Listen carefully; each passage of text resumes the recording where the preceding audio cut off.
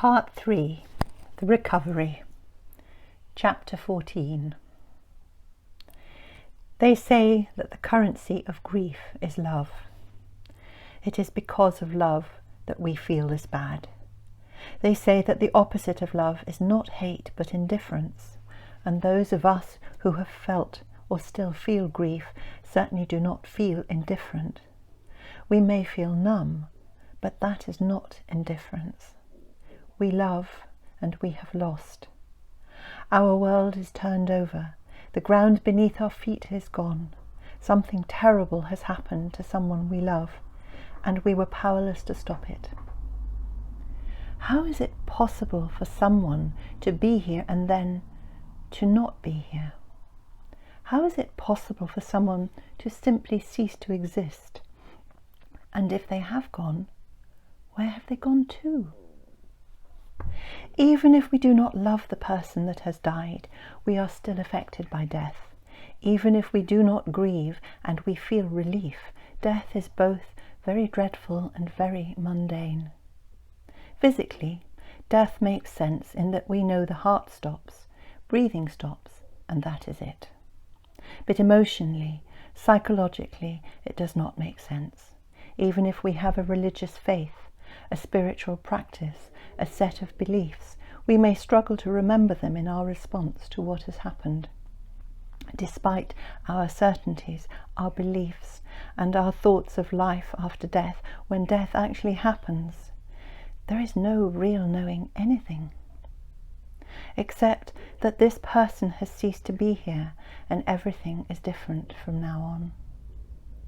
Was that it? Is that all? 1 second and someone stops being anything? How can the essence, the spirit, the person simply evaporate and the body remain, looking the same but flat and empty and so powerfully different? We know that death happens, but we cannot understand this death right now. And witnessing death shakes our own immortality. We have seen someone do it, we have seen how it is done, and still we cannot make sense of it for themselves or for ourselves. And now we have the smallest of insights into what we too will have to do. For those of us who do grieve, it is like a mist that we may wear for the rest of our lives. In the beginning, it clings to us like a dark, heavy, wet fog, obscuring our vision, clouding our mind and trapping us inside. As time goes by, it lifts, it changes into a mist, sometimes so fine that you cannot see it and forget that it is there. And then, from nowhere, the mist thickens and comes down and over and around us, and we are back inside that deep sadness for as long as it takes for us to work our way through it again. When we are in it, we feel we will never come out of it. When we are out of it, we think that perhaps now we are recovering and there is light in the darkness. I lost my partner, and 8 years later, my mother, my youngest brother, and my husband within exactly 19 months of each other. When the mists clear after someone has died, if we look for it, there is a gift. Sometimes it is the gift of resolution. Sometimes it is the gift of understanding, and that understanding may be about what went wrong. The gift may be that we see how dying is done and we are less afraid. It may be a gift of relief and release. When I look back now, I see that my partner Steve left me the gift of my life's work. My mother left me the gift of absolute love. My brother left me a gift of example, and my husband left me a gift of wisdom. How is this possible? My partner died before we could properly know each other. My mother drove me to distraction. My brother was severe and prone to outbursts of anger, and my husband was not an easy person to be with at any stage of our life together. My partner showed me about death, dying, and endings. He changed my world, opening a door to something bigger than my life, and made me take a look. He gave me a job to do and left. My mother did the best she could and had a great capacity to love. I understand more about her sadnesses now that I am older and a grandmother myself. I see, admire and love her for all that she achieved against the odds. My brother had a most humbling sense of duty within powerful personal boundaries. His presence, his sense of humour and his holiness helped so many people in need, myself included. My husband, oh my wonderful husband, was strong and honest and courageous at all times. He was loyal, generous and a powerful teacher, despite being the most infuriating man I have ever met. On losing Steve, I lost all certainty.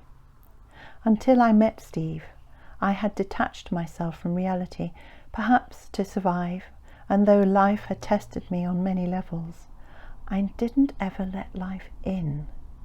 I kept myself apart so that I did not have to fall into the pain of the choices I had made, the things I had done, and the things I had not done. There was a God, I believed, the jealous and loving ruler, maker, God of my mother and brother Dominic, and the amused, patient and wise God who liked Anglicans too, of my father. This God, this deity who made me and loved me, was always going to keep me from the precipice. I read some amazing books on spirituality and understood that God was not a person, not a man, and that was fine and wonderful. God was a benign presence, still all-powerful, and though I read that God lived in us all, I didn't quite understand that and continued to deal with a God that was out there. Life was a journey, and in this journey, before Steve, I had 3 children. I was an artist and was destined to live alone and apart from everyone else because somehow I was all wrong. I did not belong. And then I met Steve online. When I saw his photo, I cried. I thought, there he is. There is the only man that I should have, and he is probably already taken. It was that thought of loss before I had even read his name that made me cry. To my surprise, within minutes, he sent me a message. He was about to cancel his subscription to the site, saw me, and emailed.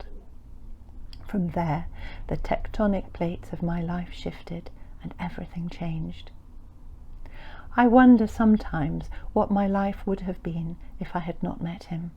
I wonder if I would have been given another meeting, another event to put me on the path I now follow, or whether I would have carried on a rather sad, well-meaning life, never really understanding who I am or what I was doing. I did not prepare for Steve's death, not even when he was in the hospice. I did not know how to.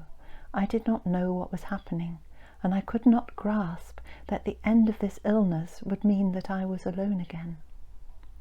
Even when I was painting his decline, I could not believe that he would actually die.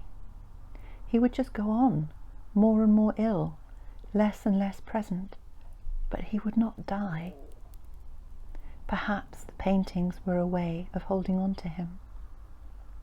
Yes, the paintings were saying, "You have done this stage, I have recorded it. You must stop here. Stay here, at this stage. I do not want to record any more stages." It was my cousin Maddie who prepared me for Steve's death. 2 weeks before he died, she brought all her children to see us in my house and asked them to go into the sitting room one by one to say goodbye to him. Taking me into the kitchen, she asked me how much I understood. Gently, she told me he only had weeks left to live and explained what was happening to him.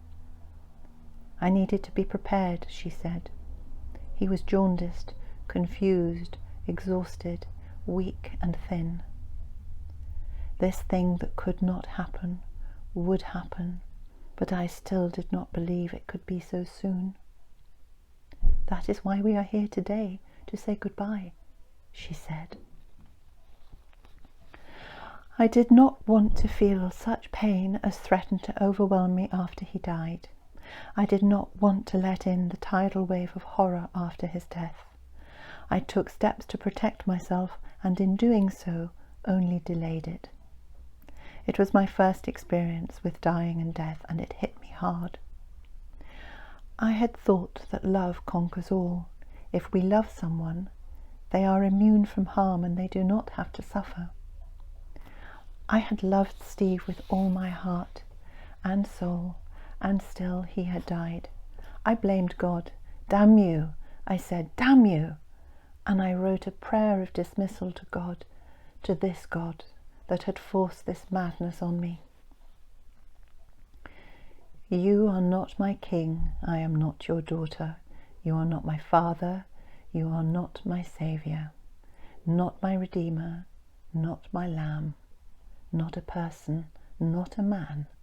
You are not a thee or a thou. You didn't come down to save me and Steve. You are not my parent, and I am not an idiot. I don't have to be nice to you. I don't have to obey you. I can't hear you speaking. I can't listen because you don't say anything. That grief can unhinge us is a given. It may not, but if it does, then it really does. And our pain and horror at our loss can make us seek a way to escape it. A few days after Steve had died, Cousin Maddie came back and sat on my bed with me. I told her that I was going to visit a friend, a Norwegian woodsman in some woods in Devon, and stay there with him. Maddie told me to make sure I was safe. I had no idea what she was talking about, didn't care anyway, and I left my children to fend for themselves and went. In the woods, I fell in love with the woodsman and stayed there for a few days in a state of despair, and the woodsman, a wise man, just let me be and held my hand.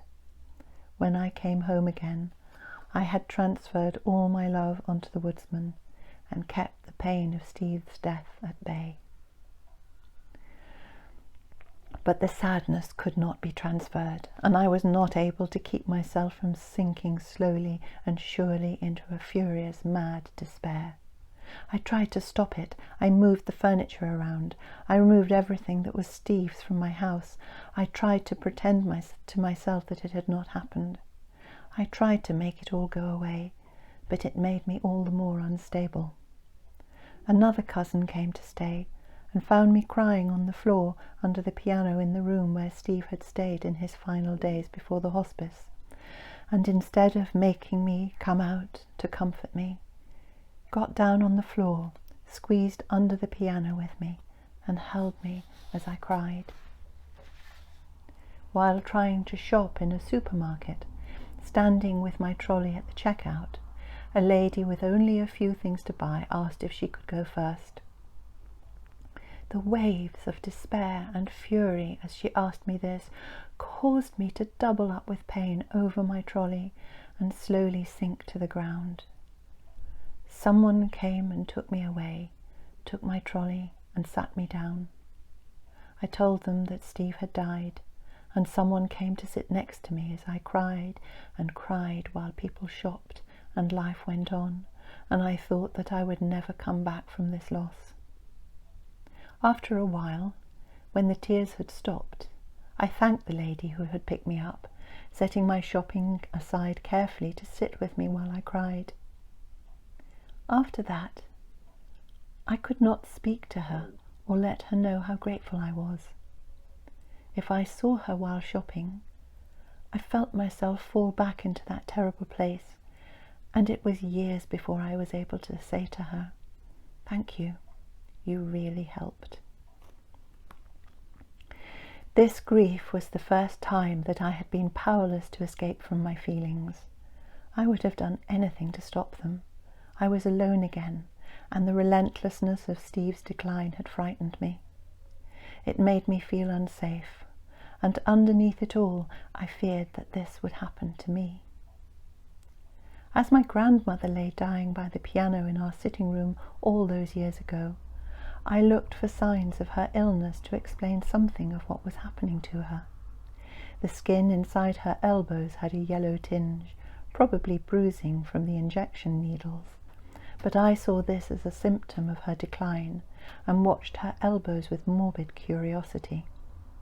In the weeks after she died, I studied the soft skin inside my own elbows and saw that I too had some discolouring there. It is my turn, I thought. What happened to Grandma is now happening to me. I wrote on a piece of paper that I am dying, that it is my turn next. My mother found it under my bed and read it. She hugged me tight and told me that I was safe, that I was not going to die, and that it had made her so sad to think that I had felt this way. Mother was still alive when Steve died, but nothing she could say then, nothing anyone could say, made any difference to me. I was stuck in a whirlpool of anger and pain, furious that I should be made to feel this way and frightened that I did feel this way. I just did not want this grief. I did not want it. I tried to find books that would give me a structure and a timeline. Within 2 years, I read in some books, you will feel better. Damn 2 years, I thought. I want to feel better now. Maddie, always so perceptive, gave me Elizabeth Kubler-Ross to read. I read of death, of dying, and that she had written other books on death. I wanted them all.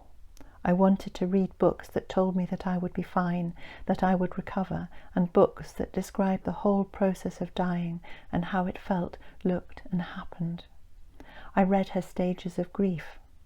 These were the stages of grief for those who were facing their own deaths, and I thought, yes, this is me. That is exactly what I need: denial, anger, bargaining, depression, and finally acceptance. I needed someone, something, to put a lid on the volcano of this passionate despair. I looked for books on how the bereaved got married again, and how long it took them to do so. I found accounts written by widows from the 9/11 terrorist attack on the Twin Towers in New York, and skipped all the parts where they talked about their grief to the parts where they found someone new and either married again or spoke lovingly of their new partners. And all the while I loved the Norwegian woodsman in Devon and tried to make him the answer. We only ever met a few times. He was in the process of moving back to Norway and had no idea of the transferred passion I had built up around him. He was patient and kind and going about his own life. I must have been a small tornado of wild confusion as he was packing up to leave the country. Years later, at a course on palliative care, I met a lady who told me she was a widow. We talked for a while and I asked her about herself. My husband was my childhood sweetheart, she said. We were married for 50 years. She was thrown into utter confusion when he died and suffered a dreadful breakdown. He had always been with her, she said, and after 50 years she did not know who she was on her own.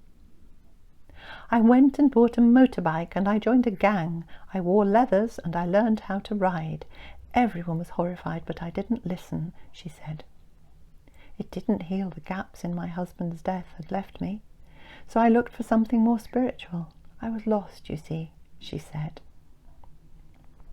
I chose a convent and applied to join, but the Mother Superior soon took me aside and told me that this was not for me. And so, the old lady said, I left, and then, she said, I had to deal with my loss, and by that time I was ready. Her story is not unique. It made me feel a bit better about my own story. It made me see that grief can make us seek ways out of our pain that seem completely out of character, but that give us the space to prepare, if we can, to face this loss that we are so afraid of. Steve died in November. In December, I announced that I was going back online to find a new man. I wanted Steve back. I will not have this, I said. I will not have this terrible emptiness. Fine, said my sister-in-law, my cousin, and my friend. We will come with you and help you set it up. I remember knowing how wrong it sounded, but I could not help myself. And I was angry they were helping me to set it up, because I knew they thought I was mad. They watched while I set up a profile. I wrote my name and that Steve had just died, and described exactly how he had done it, and set that up as my profile to find a new man. Replies came in from psychiatrists, health workers, counsellors, nurses, mental health specialists, all of whom were concerned, and none of whom wanted to meet me. "Are you okay?" they asked.